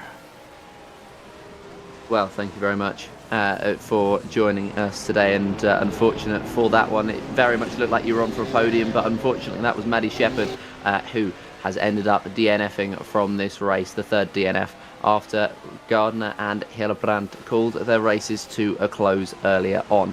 And now that does promote the fight for Martin Bayer, the one we're watching on with now, and that does promote them to the fight for third place. So Bayer, Kirsten and Senkowski now pushed just one more position up, but it has so much more of an effect on you mentally, where you go, oh, hang on, I'm fighting for a podium here. Yeah, very much the case. And, now Nicholas Kirsten has the opportunity to get himself into third position, which will net him 6 points. That'll put him on 52, 6 points behind Bert Knops, who continues to stay 2.6 seconds behind Jene Simičić. All Bert Knops needs to do to win the Formula A Drivers' Championship here at Riverside is to stay exactly where he is. It's 58 for Knops, 51 for Kirsten. If Kirsten gets through, that'll be another point to his tally. But even with the fact that Nicholas Kirsten, who's just set a personal best, by the way, last time around, did a 1:43.059, just did a 1:43.635. Well, looking at the lap times that Bert Knops is setting at the moment in the Brabham Motorsport number 5 car, Nicholas Kirsten would have a very, very big mountain to climb over around about 24 laps that are remaining, which is around about another 40 minutes of racing here at Riverside before we close out the Formula A season after 10 exciting and very, very interesting rounds that we have had over the course of this championship. But Nicholas Kirsten will have the legs a little bit. He's slightly faster Nicholas Kirsten now has matched Jene Simičić on top speed, 186 miles an hour. And Senkowski just had a bit of a wobble and just went off the circuit, and now he is he's got Centrame just in front of him. I think there's Del Piccolo. Yeah, that is Del Piccolo behind a lap and a bit down. So, I mean, despite the fact of Del Piccolo having to be the only one that's had a pit stop so far in this race, he's decided, well, I'm going to take the best of this opportunity, and it doesn't matter where I finish in this race, because I know I'm not going to score points. The biggest thing that I can take here is learning a Formula A car, considering what he's been racing in all season. Yeah, certainly. And I do think that Ivani Centorame, there is a case to be made for him saying that he steps up to Formula A next season, just because he is he's been very, very pacey in these cars, and he's not necessarily had the greatest of luck throughout the course of this one, and he's made a couple of mistakes, but I mean, that's just what happens when you're trying to learn a new car, and that's exactly what he's got at this moment. Nils Sentkowski is currently chasing in behind, and he's done a very good job, but of course he wrapped up that Formula B championship, so he would have been hoping to stay in that machinery all season long, all year long, and all the way into next year as well. But I mean, he may well want to take the opportunity to run in Formula A. We will wait and see on that front, but there is one thing for certain, and that is that these two are making a pretty decent job of this machinery right now. Yeah, so the race is still on, the game is still afoot as we are fast approaching what will be the last 20 laps of the season, as Nils Sentkowski to the inside of Giovanni Centonami. They nearly clash sidewalls. We get a good a good rear view of the two cars battling away, courtesy of Gabriele Del Piccolo and Del Piccolo. Look at the overspeed he's got from Sentkowski, and Sentkowski really doesn't have an opportunity to fight back against this. Now it's compromised him as they go into turn 9. Sentkowski, however, carries more speed. Centonami drifts wide, and Sentkowski again is going to have another drag race out of turn number 9, and manages to keep the back end under control. And that is Sentkowski through on Centonami, who's got his teammate Del Piccolo, who he can use as his effective his wingman, so to speak. But that was a great move from Nils Sentkowski. Timed it to perfection on the inside of turn 9. Centonami went deep, went wide to the high side of 9, and Sentkowski sent it like he meant it. Certainly did. Nils Sentkowski up to 5th place now, and he'll be chasing down Nicholas Kirsten with the confidence of the move that he's just made. You'd imagine that he could get in there pretty quickly, because once you make a good move like that, you feel buoyant, you feel buoyed by it, and you feel as though you're pretty much unstoppable. And at the moment, 5th place is what he holds, but he'll be closing in on Nicholas Kirsten, I think, in time. And the confidence that he'll take will hold him ahead of Centonami, and it has done so. 1.4 of a second between himself and the Écurie Atlantique car at the moment, simply because of the fact that he's just so much quicker now. He's slingshot himself essentially ahead of him, and now he feels the freedom to go and chase, but he hasn't quite caught up just yet to the back of Kirsten, and in fact the gap between them is pretty stable, as now that's Gabriele De Piccolo coming through and trying to unlap himself. So a little bit of fighting on the circuit here between one car on the same lap and one car on the lap down, and Sentkowski has lit the stop and sent it, but Gabriele De Piccolo is going to still remain in that fight for that position. They've made contact, and I mean, whilst it was all fair and whilst it was all fun, it was Gabriele De Piccolo was a lap down, so it was just unfortunate there that they did come to blows, and in fact Sentkowski went into a wall, so hopefully there's no damage on the Écurie Australis car, but there is on the Atlantique, and they are actually both into the pit lane now, so little bit of good fun, but ended in tears. Yeah, and that means that the battle between Jene Simoncic, I think in some respects Bert Knops, the nose dipping on the Brabham Motorsport number 5 car, as he really put it on the anchors going through into turn 9 on the approach. Simoncic did exactly the same as what we saw with Del Piccolo, as we've got a yellow out in sector 3, so someone is probably going to be hemorrhaging a lot of time. But that was Sentkowski, who's now in pit lane, and I think it was mainly I'll be completely honest here, Joe. Del Piccolo had the right intentions, but he shortcutted the approach. When they go to the left to approach into turn 9, and I think Del Piccolo should have just really let Sentkowski through, because Sentkowski, okay, yes, he was high, he was wide, he was sideways through, again, Simoncic and Knops. You can't even put a cigarette paper between them. They're that close, and we've got a yellow out in sector number 2, so someone's had a moment there. But if Klops makes a pig's ear of this and DNFs, then that means it's going to possibly more than likely hand the title to Kirsten, because if... Oh, and here's the replay coming in now, the HRSC replay for Jerne Simoncic. So this is what cost him to lose the lead, and I think he might be struggling with tyres as well. Sideways goes the number 1 for Rafa Racing Club and onto the gravel. And there's Bert Knops. Thank you very much, he says. Goes through at turn 6. Yeah, Bert Knops now trying to retake the lead that he held. Of course, these two have been swapping and swapping and swapping all race along, and it's set only to continue. These two have been absolutely flawless throughout the course of this race. And with 20 laps remaining, you would imagine it will be same old, same old. Bayer now 49 seconds back. So again, I mentioned it earlier on with the tyre degradation they're going to be feeling. The pit stops might well be a smart idea. We've seen Gabriele De Piccolo, he was going so very quick on that new set of tyres. Of course, his race has now ended, so we no longer have that data reference for the 20 more laps that he could have done.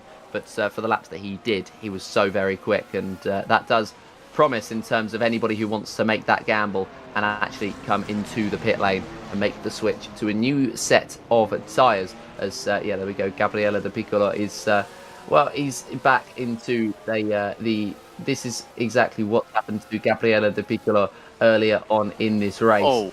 And he, I believe, missed that pit lane and had to go all over again. So while it did gain him time, eventually with what happened, he just missed the pit lane completely. But yeah, that's unfortunate for him, and now he's out of this race as Jerne Simoncic and Bert Knops are the battle for the lead of this race, and they have been all race long, and they've been flawless. It's now advantage Jerne Simoncic, and it's almost like watching a tennis match because it's just going back and forth, back and forth. Yeah, just waiting for someone, you know, it's like 40 love and you're waiting for advantage serve being given to one of the players. So, yeah, I mean, now Simoncic has an opportunity, but the thing is that if they, you know, that they are really running through the laps. I mean, Del Piccolo now a confirmed retirement. So we're down to 7 drivers, last of which being Niels Senkowski, who is back out on track after a lengthy. I mean, I thought that Del Piccolo could have possibly done a J-turn coming out of the paddock area. That's where he looked like he ended up after that moment with Niels Senkowski, who your heart really has to go out for, because, you know, for him to put it round the outside there, still give it the berries, had the car flat chat, sent it round the outside, was sideways through the corner, and he got the traction down, he got the car hooked up, and that was his kind of plan, to try and just get past Del Piccolo and go, right, you might have gotten a lap on me. And you know, it's just one of those things that is part and parcel of racing. But Bert Knops and Jerne Simoncic, it is kind of like the Chuckle Brothers. To me, to you, to me, to you. We don't know who's going to win this one, but you would have to give the slight advantage towards the man leading the way, Jerne Simoncic. But Bert Knops, as I said, he doesn't need to finish ahead of Simoncic. I think he'd like to bookend this season with a win, but even he might think, well, you know what, I've played the game as I've meant to. If I stay second, I've got the title. I don't need to worry about it. However, developments for P3 at the moment, because Nicholas Kirsten for the Amber Collective Autosport team is now closing in, and he's within striking distance of the Sol Scuderia Favero number 07 of Martin Bayer for P3. Yeah, they certainly are, and well, I would be interested to see what the points ramifications would be, and I'm not smart enough at maths to do it. But if Bert Knops was to drop positions, and if Nicholas Kirsten was in that top 3 come at the end of the race, I don't think he's going to win it. I think Simoncic and Knops are going to do enough. But in case anything was to happen to Knops, to see what would happen in terms of the championship fight, because of course if Kirsten was to win, Knops would have to finish within the top 3 in order to take that title. But the other way round, if they were to flip the script, I'm not 100% sure where they would stack up. Lap 48 of 65 here today, and Simoncic and Knops, they will fight another lap. Bayer and Kirsten, they will fight another lap. What has been interesting to note is the endurance of some of these drivers. The ability to work together of them has been next level, and we're seeing that straight again as Martin Bayer he's stuck with Nicholas Kirsten for a long time. Simoncic has stuck with Knops for a long time. So it's been very, very good to see fights, not just one overtake and they're done, but fights where one overtake and then they come back. Yeah. Well, did you see the amount of opposite lock Martin Bayer had going through from turns 2 to 6? At one point through 3, he was completely sideways and kept a hold of it, lined it up back for the racing line through 4, and still Nicholas Kirsten was unable to close the gap and try and get on level terms with him. Niels Sinkowski, however, who has returned, so please disregard the P by the side of the number 23 in the timing tower. He's just done the fastest middle sector of anybody, a 55.815. He's done a 20, and he's just gone and done the fastest lap of the race. Sinkowski proves a point. 1:41.693. Purple sector 2, purple sector 3, personal best of the opening sector, and put it all together with a top speed of 178 miles an hour recorded. Great to see that the number 23 still has that vim and vigour and that chutzpah to go for a fast lap. So well done to Niels for showcasing to the other people, saying, well, you might find me in Formula E next season. Yeah, certainly so. He's got that pace, and is that a pop at me when I said Giovanni Centorame would be the driver to make the step up? But no, we'll see what they do decide to do in the off-season, whether they do make the switch. But it's certainly looking as though they are both very, very capable of fighting for not only positions, not only podiums, but maybe even race wins. And once they get used to this machinery, who knows what they could be capable of coming towards the next season of this racing. It'll be very, very good to see them challenging it out with new contenders. Of course, they fought each other all season long. They'll be fighting each other again if they both do make the step up or remain in Formula B, but they want the overall title, I would imagine. That's what I would want, at least. I'd want to be the Formula A champion, and that's I think the highest prestige that they could get is to be that Formula A champion, where you are not just the victor of your class, you are the victor of everybody. And sometimes it can get a little bit lost in the in when you speak to somebody who's maybe not racing, clued into the racing, about the 24-hour Le Mans and about victors of that, where they go, oh, but they finished 42nd overall, and you go, yeah, they were the class winner, and it's a whole different thing. So to be able to maybe speak to a non-racing person and say, well, look, I won the overall thing, it just adds that level of prestige. Yeah, I completely agree. I mean, I think the thing is, a lot of people they go, oh yeah, well, did they win? Yeah, they won their class. Oh, but they didn't win the thing overall. And it's just like there's so many people out there these days that always think of what's, who's won the actual race. It's like saying, oh, who's won the Formula 1 title for the last 4 years? Yeah, of course you'll say so and so. But then you won't say, oh, who's going to win it this year? Because you don't necessarily know. We've already had that discussion about that. But look, Bert Knops is losing time to Jens Simoncic, and that gap is now increasing. I think Bert Knops, the strategy he's got here, Joe, is to just get that car across the line. That's all he wants to do. Get that second place secured, not make any mistakes, no longer battle with Jens Simoncic, and just bring it home. Yeah, I think that's the only way that he should be running this one, unfortunately, because whilst you can fight for a race win with Simoncic, with I think earlier on in the race when his title rival Kirsten was further down the order, then he could have gambled it and he could have had that fight. But now that Kirsten has managed to climb up to fourth, potentially third, then he has to lock in and really show a mature side to his racing right at the very end. And well, we are coming to the end, lap 51 of 65 here today. And yeah, we have potential race winner, potential championship winner, who are different people, Jone Simoncic and Bert Knops respectively. And what a story it would be if they were able to finish off the season on a high. It would bring them into next season very well. Simoncic, who's of course a very, very, very good driver on his day, and well, he's shown that today. He's shown that his day could be the 22nd of November 2025, of course, when we are racing around here, and it could be that he's a big fan of this circuit. Hopefully we'll get the chance to speak to him post-race and ask him whether he is indeed a big fan of it, and whether that's part of the reason why he was able to pick up that victory. But of course it's not sealed and done yet. A mistake can open up the door to Bert Knops, and I'm sure that if the champion-elect was to close that gap in, he would take the opportunity, because why wouldn't you? You'd want to fight at least for the race lead, but you don't want to push it too hard and make too many mistakes. But if it falls into your lap, then why not take it?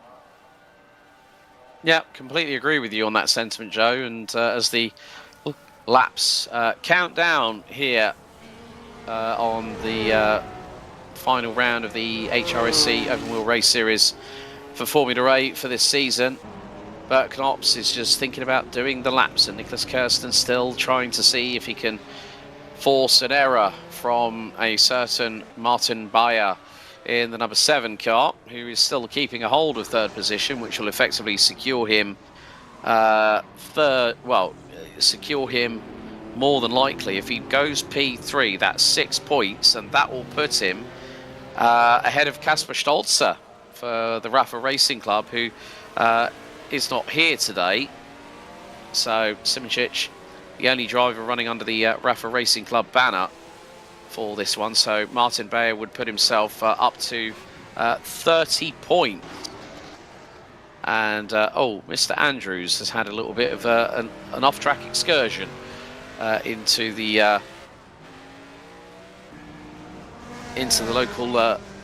local scenery here at Riverside. But Kirsten, at the moment here, Joe, is trying to throw the playbook at Bayer, and Bayer is just like going, yeah, you're just going to have to send it past me. You've got, and there again, through into turn 2, that's where we see the number 7 Scuderia Favero get very, very sideways, and again through 3 as well. So it seems like we are getting to that point where the tyres have been put through the ringer, so to speak, and now it's about just conserving the tyres, making sure that with throttle application, brake application, you're not overworking them. It's especially when these tyres are as worn as they will be at this point in the stint and at this point in the race. You really don't want to take any risks to avoid any sort of anything funny happening to them right at the end of this one, and that's exactly what they're going to try and do. You might even see some drivers not only trying to avoid the slipstream, not only trying to avoid therefore the dirty air, but also trying to avoid even curbing, even trying to follow the driver in front, as they will just continue through this race as the last 12 laps will continue on. And Bert Knops has really jumped off of the back of Jone Simoncic. They were fighting, now the gap is 4 seconds, but Nicholas Kirsten not done the same thing on the back of Martin Bayer. I think he's still trying to keep his championship alive, and to do that he would need at least 3rd place, and for something dramatic to happen to the cars in front. And at the moment it's not looking like that is going to be the case, but he's still going to try and take those risks for that 3rd place, to try and maybe apply the pressure on the cars in front. But we'll see whether he's able to get the chance to make his way through. At the moment he currently sits 2 tenths off.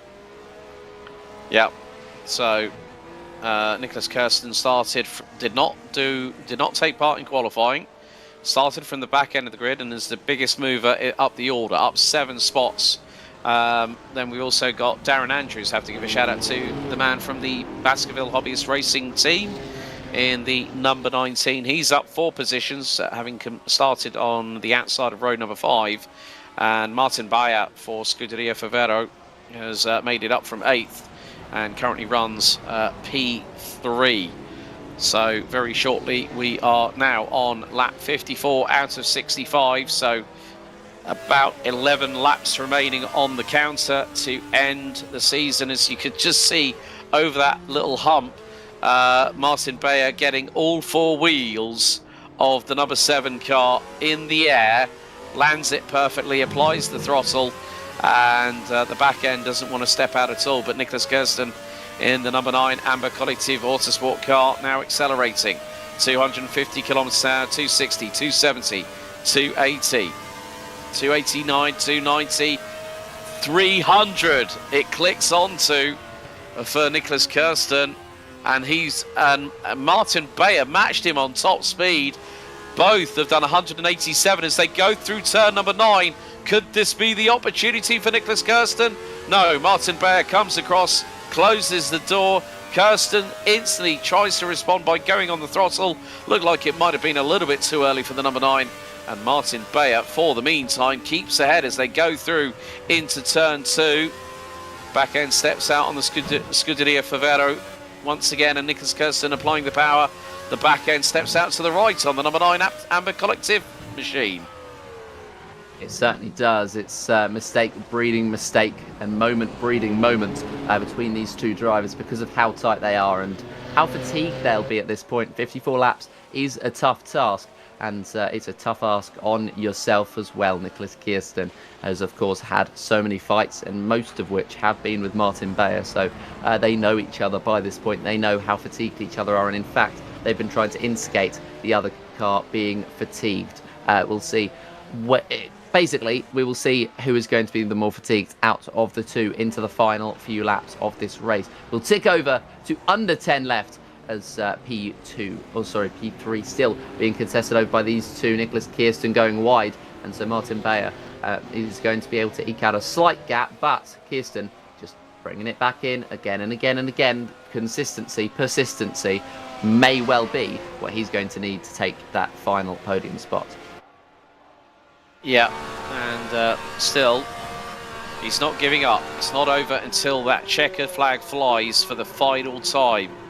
As you can see in the back of shot, Nicholas Kirsten, look at the back end, it's stepping out as he's applying the power whilst carrying the momentum through turn 9. And again, the back end stepping out to the left, but a big wobble with Martin Bayer in the Scuderia Favero number 7 car. They go through turn 1 once again, and still at this moment in time, Bert Knops is around about 35 miles away from taking this particular crown in this series in the Riverside, the US Grand Prix at the Riverside International Raceway.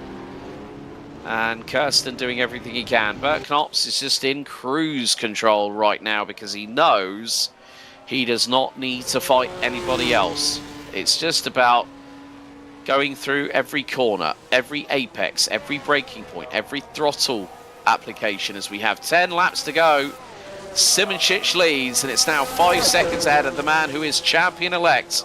Bert Knops fires the Brabham Motorsport number 5 through into turn 2 here with 10 laps remaining. So more to the point, that's about 15 or so minutes, well, probably about the best part of nearly 20 minutes of racing left to go. But what a sterling job by Bert Knops. He has had some dramas over the course of the season. He has taken 3 wins, Silverstone, Nürburgring and Mosport. And that is what has really helped bolster his success. Other race winners this season, Devin Brauner, Zandvoort and Monte Carlo. Then also Kasper Stolzer did 2, one at Pescara, one at Spa. Simoncic took finally, well, it was actually at round 7 that Simoncic took the victory. And then also Pescara, Stolzer took the win at the Mediterranean Grand Prix at Pescara, and then at Monza with that flat-out encounter saw Jenny Simoncic finally throw the monkey off his back that had been there for quite a long time, let's be completely honest. And when Simoncic is on form like he is at the moment, he is just calmly just bringing the number 1 car home. He leads as we've got 9 laps to go. It's around about 30 miles of racing left on the counter. and right on board with the man himself. A really, really good job for Jurnej Simoncic to close off this win this season with a victory.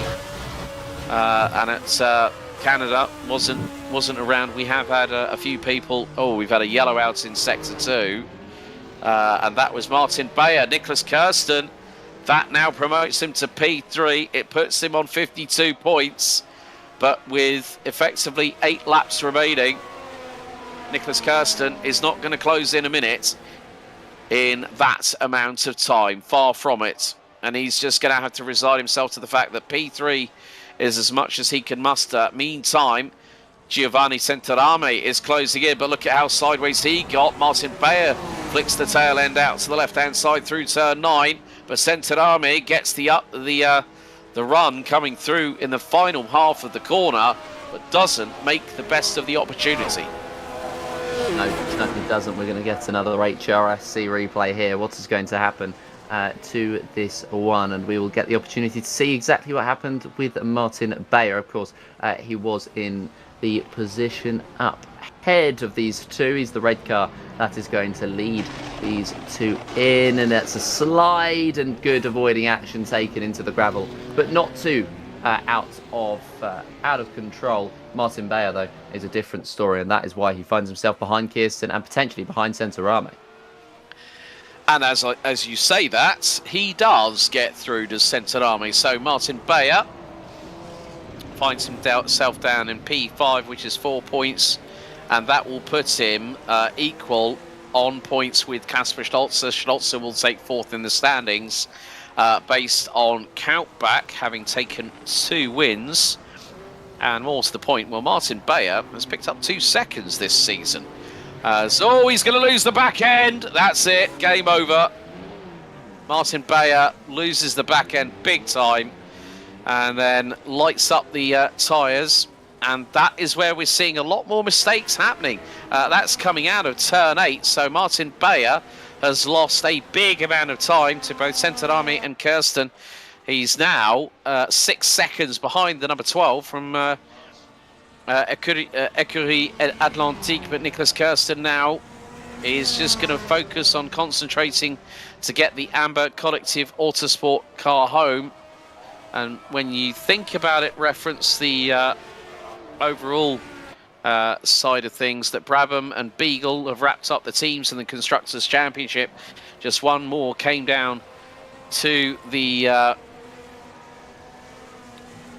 wire, and it was going to be the case of Nicholas Kirsten had actually got himself into qualifying and managed to set a lap time. We could have had a very, very different season finale here for Formula A, as it's just about counting the laps down.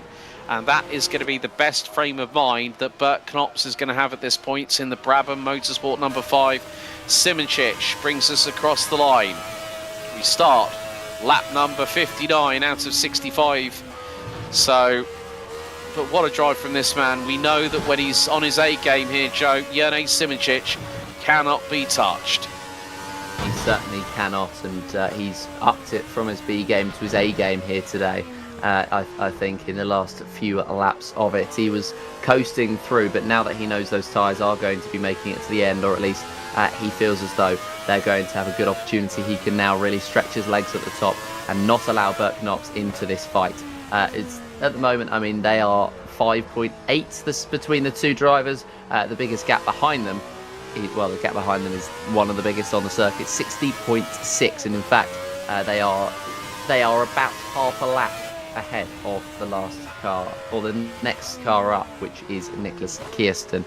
So they've done a very, very good job today, and Jurnej Simoncic has really marshalled that attempt and marshalled himself through to take what will be a very, very good victory. As well, the differences between these drivers, Martin Bayer will be the next one up for them to lap. It will be 78 seconds between them, and then 2 laps separate them and Andrews and Senkowski at the back of the field, drivers who've had problems here today. So it's looking very good for Jurnej Simoncic pace-wise, Bert Knops as well, and a very, very well-earned 1 and 2, I'm sure. We'll be seeing them in the commentary box, having a chat with them in just a few moments' time.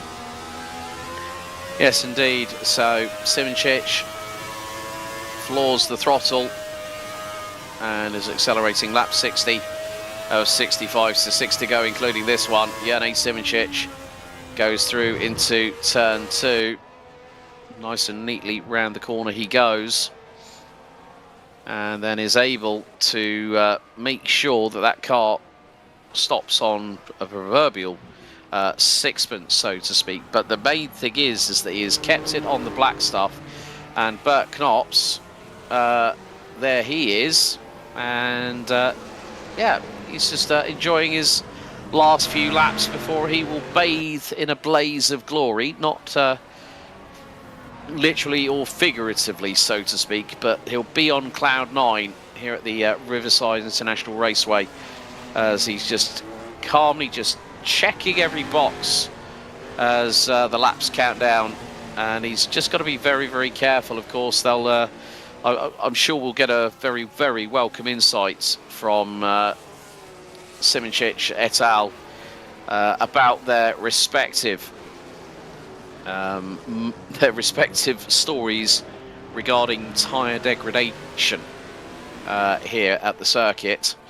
And more to the point, it is just going to be the case of, yeah, do what you can, keep it on the black stuff, and hope that it sticks every single time you go through a corner. And that is exactly what they need to do. Nicholas Kirsten, you know, he's fought tooth and nail all the way through this season, but it is going to be close, but not close enough. Yeah, it certainly is. It's going to be disappointing from his perspective. But of course, it'll promise for next season. And well, I wanted to touch on the point of just the circuit itself. We've mentioned it a few times today. It's so gravelly around here, and that is so much. I just think it's fun to see a circuit that you don't normally see in the likes of Formula One. I mean, Zandvoort's probably the most dusty circuit. Zandvoort literally meaning sand fort in Dutch, because they're very creative with the way they name things. But it's such a good, refreshing sight to see a runoff that is legitimately a runoff. Like, if you go onto it, it's not like you're going to gain time, you're going to lose a lot of time. And we've seen a number of drivers today losing time off of the circuit, and it's just something that misses from modern racing, which is why it's so good that we get the opportunity to watch it here at HRSC, where they just, you know, it's not going to be the most flat out racing, because there is that risk there, but that almost makes it better. Yeah, I completely agree with you there, Joe. It just goes to show that it's nice to have a little bit of variety, as Giovanni Centarame is trying to, in the dying moments of this race, as we're now on lap 61 out of 65. After this, it will be effective. You can see the degradation front and centre there. I mean, he went sideways through into turn 2, full speed. So no one is hanging around. Meantime, Darren Andrews is being caught by the man who's got the fastest lap of the race, Niels Senkowski. Senkowski setting a 1:41.468, and we have had top speeds recorded during the race. Simoncic 186 miles an hour, Bert Knops 178, as now Niels Senkowski. This is going to be round to the outside. Andrews doesn't fight it, and Senkowski is able to get through with the greatest of ease round the outside at turn number 1, as Andrews goes shortcutting on the dusty Joker lap and manages to get it back on the black stuff with no real trouble at all. Yes, he certainly does, and it's a nervy moment when you do run off of the circuit. Even at the few run-off spots that there are, where there's cancelled pit exits and things like that, it's a bit of a struggle, as now Centarame has lost that gap to Kirsten, so Kirsten very much showing that he deserves that podium, and I think this is the right order that these drivers should be in. The only exception potentially being Bayer, and of course that's only the drivers that are racing, not the drivers that are DNFs. I think the only driver that I think I would correct is Martin Bayer, who of course ran in that third place but made a huge mistake at a bad time, and that ended up costing him his entire race. But there's so many different drivers that have really thrown themselves into the limelight in this race, and that's what's been really good about it. It's not been a case where we've just been watching the same two drivers all race long. I mean, Simoncic and Knops we've watched for quite a chunk of it, but there's been different drivers who've thrown different things into the mix. You've had the likes of Shepard fighting earlier on, Hillebrand doing what he did earlier on as well. So there's even those drivers who have DNF, they've had a story to follow here today, and there's been different points where we've been watching every single one of these different drivers, and it's been really good to see. I mean, it's been a race that had a little bit of something for a little bit of everybody, and those are the best kinds of races. Oh, definitely. It's nice when you see, there's something, as you rightly said there, Joe, something for everybody, and that's the whole beauty of motorsport. But we are really, really counting down the laps here. They are quickly firing. They're going away like rapid fire at the moment. So at this point, Simoncic, who is now closing in on Martin Bayer and is going to put a lap down on the Scuderia Favero car, which has just transpired. And so at this point, Simoncic is a stone's throw away from capturing his second win of the season, and will have done it in rather emphatic style here at Riverside. And so 2 more laps to go very, very shortly as he heads through. And did you see how sideways he was? He just turned it in. The back end just went, yep, let's do a little 4-wheel drift for a little bit of a show for the folks at home. And that just goes to show the class of Jurnej Simoncic. He always, when he's enjoying his racing like he's doing now, it is the case of putting on a show for the folks at home, and also in some respects for himself as well, when you think about it, because it's one thing to be calm and cool, but then to put it through turn 1 at about 250 kilometers an hour in top gear in one of these Formula A cars, that just shows you the skill set of one Jurnej Simoncic.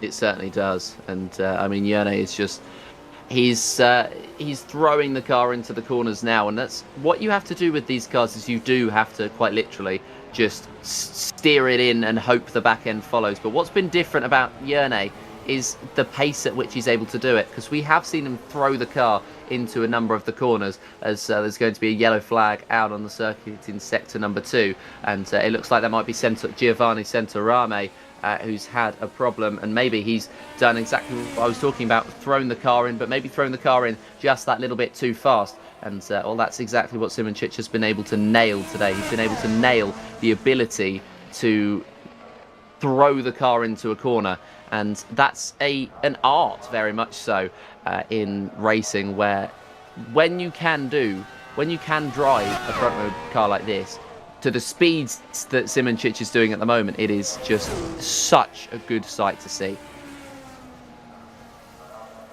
So, going to have a quick HRSC replay with Giovanni Centorame coming up now.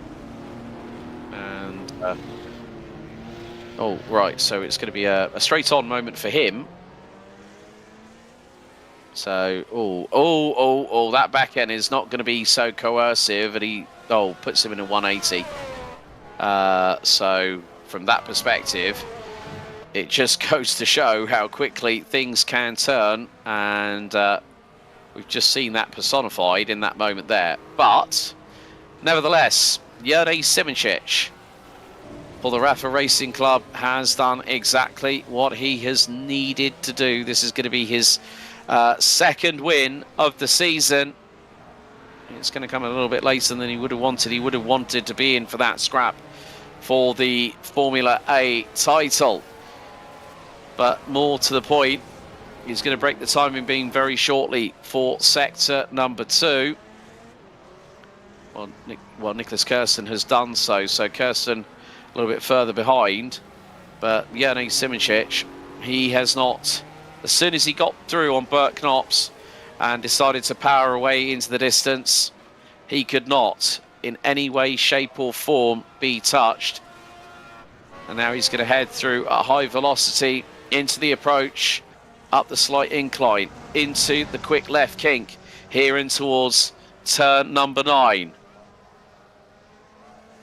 Hard on the brakes goes the man from the Rafa Racing Club in the number 1. The nose dips down through turn 9. Here on what will be a welcome way to end the season. Jerne Simicic powers out of the final corner. And it will be the checkered flag. Simicic victorious here at Riverside. But we wait for the man out of the final corner. The Formula A title. It goes to Brabham Motorsports' Bert Knops.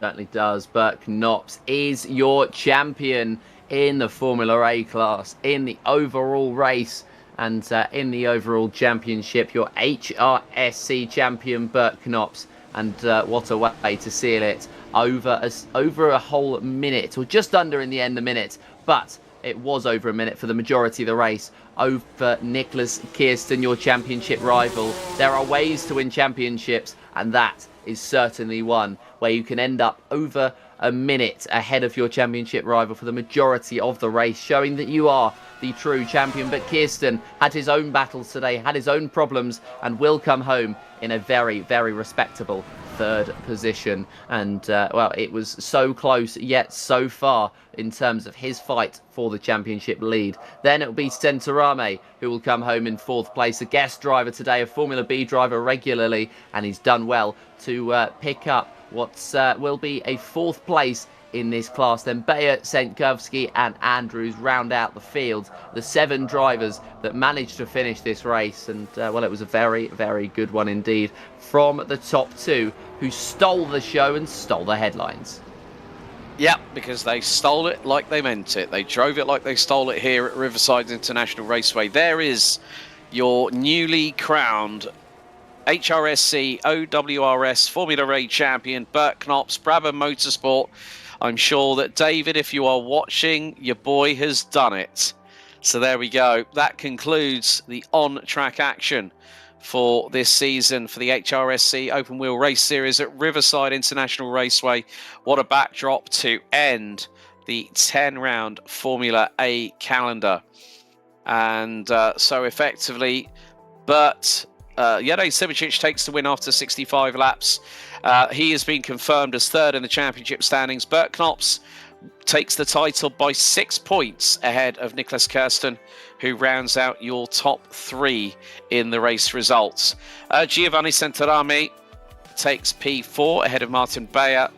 Neil Sentkowski rounds out the top 6, and Darren Andrews, the last the last of the classified finishers, finishing 2 laps down in 7th. We had retirements from Gabriele Del Piccolo, Maddie Shepherd, Reece Gardner, and also Nico Hilbrand, who retired due to not wanting to exacerbate further injuries to his left ankle. Also, I've just been informed, thank you to Steph Hermans for all this as well, that Martin Bayer made it to P4 in the final championship standings with 1 point over Kasper Stolzer. But we have got some drivers.